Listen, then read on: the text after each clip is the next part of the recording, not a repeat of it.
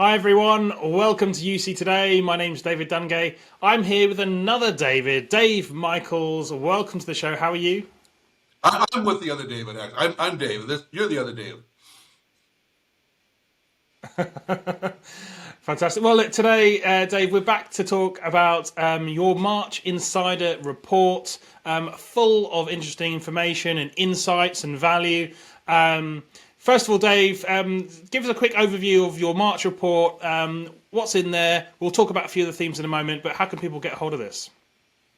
So great, thank you, David. The Insider Report is a paid subscription service I offer. It's available at TalkingPointz.com. Comes out the first week of every month, and so the first week of April, the March Insider came out, and it recaps and has opinions on all the interesting things that occurred in March, which was a lot. It was a heavy month, a lot of events, and I even saw you in person. We did a video at Enterprise Connect, and so yeah, a lot. It's been a very busy, hectic March, and so a lot of stuff going on. Well, let's dive into a few of those insights from the report then. First up, I mean, we did meet each other at EC. It was an event full of AI, as most of the events this year have been already as well. Dave, what are your thoughts on agentic AI and AI generally right now? Where have we got to as an industry? It feels like we've kind of gone from that early phase, a bit of transcription, a bit of summarization, and that story's really that's behind us now. We're in a new kind of phase of AI. What's your take? I won't even say it's behind us now. Generative AI came out we're like on year 3 of this now, and that was the first parlor trick was the summarization, and I thought, great, we can summarize stuff and we'll move on. But it continues to be one of the biggest and most important features. I completely underestimated how important summarization was. It's used in everything right now, and it's a very powerful feature. So that continues to be important. But the technology keeps getting better, and the use cases keep getting better. And I mentioned it's been a very busy time. It's been a very busy year. I've had 7 physical events this year already, up until through March, and so between these events with AI at almost every event, it's finally getting through to me. I've kind of looked at it as kind of parlor tricks and a little bit of efficiencies and gains. But between these events, and I've also been doing some reading. I'm on my second book right now. Right now on AI, and I'm beginning to really feel like, okay, all right, maybe I've been a little too pessimistic about this. It's going to be bigger than I thought, and it's extraordinary. So the agentic AI is the next phase. Up until now, we've pretty much been using AI to improve existing work processes. It's the way any new technology kind of starts off this way. Existing work process. So the summarization, the wrap up of the call for an agent, make my email a little shorter, help me do some writing. And so we're just improving processes. But we're beginning to move into the next stage, which is going to be a big stage and a fairly disruptive stage, where we start really re-examining all of our processes and reinventing and reimagining these processes. And it's hard to predict where this is going to go, because, and if anyone tells you they know where this is going to go, they're wrong, because AI is moving so quickly that we can come up with some sort of strategy and plan of where we think we're going to go with today's technology. But by the time we get a few months down the road, it's going to be a whole different landscape again. So it just keeps on moving very quickly. But the agentic AI stuff, the whole idea here, and it's confusing because people think it's going to replace the contact center agent, and it will, but not anytime soon. But the agentic AI is going to do multiple tasks. And so you ask it to do something, it's going to do multiple tasks, kind of related tasks. And so one of the best examples I've seen is a travel assistant. So it's very focused around travel. And so if you think about how hard and how many things you do when you book your travel, every system is different. Hotels, airlines, and car rentals, everything is different. Everyone has different cancellation policies. I mean, it's ridiculous. There's one trip, and they're completely all independent systems. And so the hotels will let you cancel, the airlines won't. and you buy a ticket to an event, you can transfer the ticket. The airline won't let you transfer a ticket. It's like, oh, it's ridiculous how separate these things are. But then, so to organize all this stuff, having a optimized agentic AI bot that can kind of do all these tasks and go to all these different systems and kind of help organize this, I think that's going to be the steps. And so the agentic AI right now is very much productivity aimed. It's really going to help someone like yourself or myself complete a bunch of tasks that we would have done manually. It's going to move into the more customer facing stuff. So, customer calling to make a change on their account, whatever, things like that. Right now, on the customer facing, the only agentic stuff, we saw some of this in the Enterprise Connect keynotes, are sales upsells. So the AI can help you. I think Cisco had a very clever in their keynote. The guy wanted to order flowers for his mother, didn't know the name of her favorite flower, but could describe it. That's a great example. I don't know how real it is of an example. A great example, explaining to the AI, it's yellow, it's got white, and the AI kind of figured out that it was a daffodil and sold him a bouquet of daffodils. So we'll see agentic AI in the upsell and in but mostly internal facing, personal productivity. Help me do this. Help me research this, and it's just the next step. And this step is forcing us to reevaluate our processes, and organizations are finding how many conflicts and inconsistencies they have in their processes. So it's not going to be a matter of fixing that. It's going to be a matter of reimagining the entire process. And I think that's going to be very interesting and disruptive. Yeah, and it's amazing to actually see that some companies are completely different phases of their AI journey. I actually spoke to a local authority here in the UK recently, and they're getting direct ROI from it's a Zoom installation. Not only did Zoom undercut the competition significantly in terms of price, but they could directly attribute increased revenues to this because they could centralize all their outbound customer or inbound customer contacts into a team and give them a knowledge center to really augment their knowledge around common queries and things. And thus they completely took away their need for third-party contractors who are often employed to take up the slack in areas where they're under pressure. So, Zoom's one of those great examples of, and there are others as well, but they're really making waves in this space, and of course they're including AI for free as well. What are your thoughts on that? Well, I thought Zoom was really interesting in the Enterprise Connect keynote. They focus much more on workflow than anybody else, and so that's what I'm saying. We keep on seeing AI, and there's pricing is one factor you just touched on. Another factor is what can it do? Another factor is where is it going to fit in my workflow? And so there's always different things that are happening, and that's why there's going to be so much disruption. So Zoom is really fascinating because, for years we all associated Zoom with video, and Zoom said, don't call us a video company, please don't call us a video company. We're a workplace company, and they were really pushing, UCaaS and CCaaS as like, don't pigeonhole us in this. And then before we even got, that kind of cemented in our mind, they're kind of changing again to more of an AI company. And again, their keynote at Enterprise Connect was so much different than the others. And they went to a meeting. The AI helped with the action items. The action items turned into a research document. The research document was researched by the AI. I mean, just this entire process where AI was there almost every step of the way. And if you look at that, whether you shake your head, this is not real or not, it's something like that is coming. And that's what I mean by the whole workflow is really going to be changing. And so to your point that you just raised with this customer, the fact that they're not charging for that is pretty compelling because people are kind of used to comparing, well, why should I buy Zoom if Microsoft's if I'm already paying for Teams or if I'm already paying for the WebEx suite. And now Zoom's giving a compelling answer. Well, we've got this whole Zoom AI assistant, and it's a pretty robust story. So Zoom is, I think, it's hard to compare with Microsoft, but really gone all in on the next generation of AI. They've hired a lot of people, and just look again at these different keynotes. And I'm working on a research note right now I call it a deep dive on Enterprise Connect in general.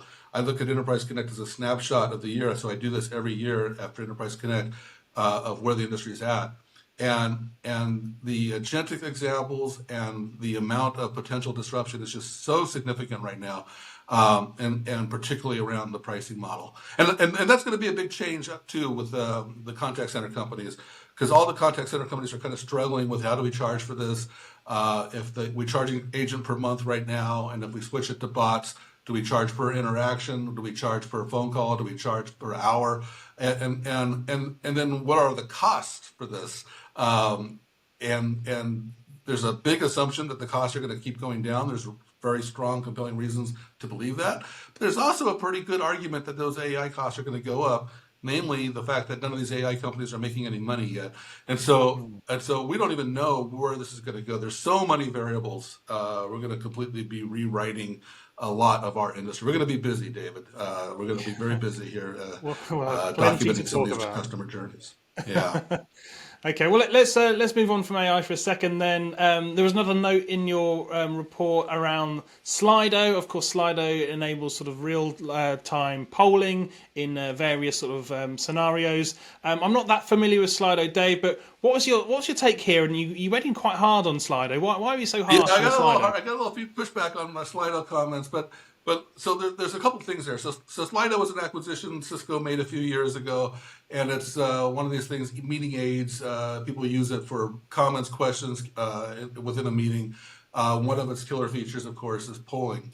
And what I picked on in the report is they one of their announcements at Enterprise Connect that Cisco made was that it could now look at your presentation that you're making and come up with polls automatically. And I made a comment like, great automated ways to waste more time in meetings. I am not, and so I want to be really clear, I am not a fan of polling in meetings. I do not believe meetings are democracies. I believe your meetings are there for a very specific purpose. And I don't believe polling has much to do with that purpose. So I'm always advocating not to use polling. And it's become kind of a best practice. When we do presentations, we're supposed to, do a poll with the audience. And my take is, great, do a poll with the audience if it's going to impact your content. If your content's not going to change or your presentation's not going to change, don't waste anyone's time. Let's not stick with that. So I'm anti-polling in general. I will make a comment that I've been in meetings actually with the same people where we were in a meeting without Slido and another meeting with Slido back to back. And the amount of engagement was significantly higher on the one without Slido. So I'm a little harsh on Slido, but I think it's a little well deserved. So Fair enough. Okay, well let's move on. We're going to talk about tech knowledge as well. Now, I was recently introduced to tech knowledge, huge MSP, 6,000 employees, global sort of company, but now present in the Middle East. Some of the old executive team from Avaya, after the restructure, have sort of clubbed together, and they're now running technology out of the Middle East, and quite clearly going after some of those Avaya customers as well, with the Genesis platform. So, Dave, what's your take on technology? What do you make of it all? yeah, I think this is really an interesting development. I'm glad you asked about this because you know people have been targeting that Avaya base for years, since the first Chapter 11. Really, I guess you can go before that. Um, Genesis was the most aggressive the first time round. They had a very targeted campaign to go after that Avaya base, and they were very thorough and not thorough, but effective. And and here we are, 10 years later, and people are still going. To my knowledge, I don't really have accurate numbers, but to my knowledge, that Avaya base is still one of the biggest customer bases in the industry, and so people are still going after that pretty aggressively. Um, but Genesis, once again, I think is being very clever here. So Technology, who I wasn't familiar with, it's a fairly well-established Microsoft managed services provider, and we're global and all this stuff. And they're not. I wasn't familiar with them because they really weren't in the UC or the CC space. And Genesis saw an opportunity. They have hired an extraordinary number of colleagues out of Avaya International, and and they've certified them for the highest, GSI, Global Services Integrator. So they're going to be very aggressive. And this is global. So it's not, you mentioned Middle East. I know that they're making progress around the country. And I think it's a very targeted, and I think it's going to be a very effective move. So impressed with Genesis being on the offense here. Fair enough. Okay, so the next thing on our list is rich communication services, RCS, to the rest of us. Now, this has kind of been an ongoing story. I remember hearing about RCS 10 plus years ago at the advent of kind of the flourishing of the mobile industry. What's happening now, Dave, and what are you seeing this year? I know you've been to a few events where there's been some developments. Yeah, so I was at Mobile World Congress, and RCS was a big theme there and it's kind of off the radar for a lot of people. It's off the radar for the reasons you cited, and it's off the radar because it's not very popular in the U.S. yet. But both of these are changing rapidly, and so. Reason you cited is because this was the technology from hell. It was supposed to replace SMS. The carriers couldn't agree on it. It took them over 10 years. They were still stumbling. Google finally came along because they were getting their ass kicked by Apple with iMessage, and so Google really pushed a way of implementing RCS and a standard way of implementing it, because everybody was implementing it, but it was incompatible. So we got all that sorted, and then the next big barrier was Apple didn't support it, and iPhones are very popular, particularly in the U.S. And so if Apple didn't support it, it was for it. But Apple started supporting it last year. So when new technologies come out, a great example is the color TV. You had to deal with a replacement cycle, and it took people 10 years to buy color TVs from the time that they did the Olympics in color in '68. And so it took a long time. But by the end of this year, pretty much everyone will have an RCS capable phone, and a lot of people already have it. I have RCS on my Android phone, and it shows you when you're texting with RCS, and it's like a lot of my messages now are RCS. People don't realize it unless you look, because it's kind of acting like SMS. It's the same kind of experience. So put that aside. What's really taken off is a thing called RBM, which is RCS business messaging, which allows brands to brand their messaging, to authenticate their messaging, and of course, it's a much richer and deeper experience than SMS. So you can think about your airline boarding pass. Today, you get an SMS with a link because they can't send you an actual boarding pass. But now with RCS, they can actually send you a barcode, and it could be a ticket, it could be a boarding pass, whatever, or it could be a coupon. So much more richly formatted, and so companies that are jumping on RBM, and this is mostly from CPaaS providers, are getting tremendous results, particularly outside the U.S., particularly in Asia, particularly starting in Europe, and the adoption is going very quickly. And more importantly, the results are very effective. The conversion, people are more likely to open the RCS than an email, more likely to deal with it than a WhatsApp or an iMessage or an SMS. And so RCS has got the best conversion rate right now. So by the end of this year, I mean, U.S. AT&T is the laggard. I'm not sure what's going on in UK for you, but RCS is going to be out by the end of the year for pretty much everybody. Now there's a big gap happening, because at Mobile World Congress, everyone was talking about how RCS and RBM is working so great, and like I said, these conversion rates and how effective it is. And so those are brands having conversations with customers. So there's a big gap, because none of the CCaaS companies are supporting RCS. And so there's a channel happening with customers that is kind of happening outside the contact center. The first vendor to announce both RBM and RCS as a channel in their omni-channel CCaaS strategy was announced in April, so it'll be in the next newsletter, but it was 8x8. So, Dave, should we move on to our next item from your March report, and that is around Content Guru. They've done some quite interesting things of late. They're a UK company, but they're actually fairly present in the US as well. What's going on over at Content Guru right now? It was interesting. We've all learned over the past few years about FedRAMP as we move to the cloud. We needed a way of getting government certified in the U.S. for federal implementations. And so a lot of companies have been doing what's called FedRAMP certified. What I didn't realize until Content Guru came along is that there's different levels of FedRAMP. And so the highest level is called FedRAMP High. And to my knowledge, Content Guru is the first contact center company to get FedRAMP High. It's kind of interesting. It's not even a U.S.-based company.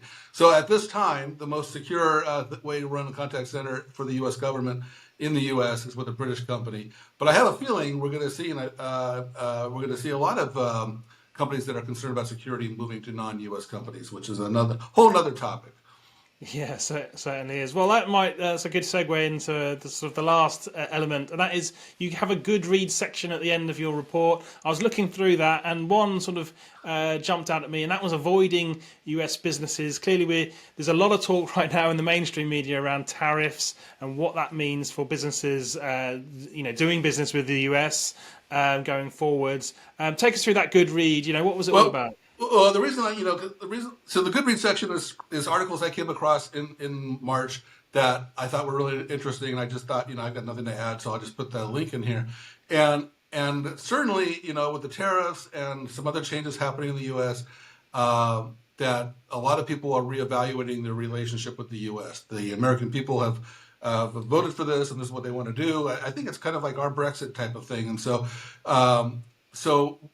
Without getting into whether it's right or wrong, I just want to say that if there seems to be a lot of companies that are interested in moving their technology to non-U.S. companies, and in Europe in particular has been very strong around privacy. You got GDPR. Europe approved the right to be forgotten with the Google stuff a long time ago, but you've got the Digital Services, Digital Act. There's so many things here in Europe that really put privacy ahead of monetization. And so a lot of companies, and of course data sovereignty and all these other things. So Europe has been kind of on the forefront around privacy. And so a number of European companies are probably going to benefit from the changes happening in the U.S. where they want to get their technology off of U.S. systems. So that was an article about things to look forward how to do that. But I think we're going to see that conversation continue. Yeah, I think you're right. I think there's quite a lot of uncertainty still out there as to what it means exactly. But follow UC Today for all the latest news on that ongoing situation. Dave, that's all we've got time for today. Thank you so much. But I think that was a 13-page report, so there's a lot of stuff we didn't cover, and I really appreciate you taking some time to talk about it. But subscriptions are available at TalkingPointz.com. Fantastic. Dave, I look forward to the next one. I'll see you next time. And thank you for watching. You've been watching me, David Dungay, on UC Today.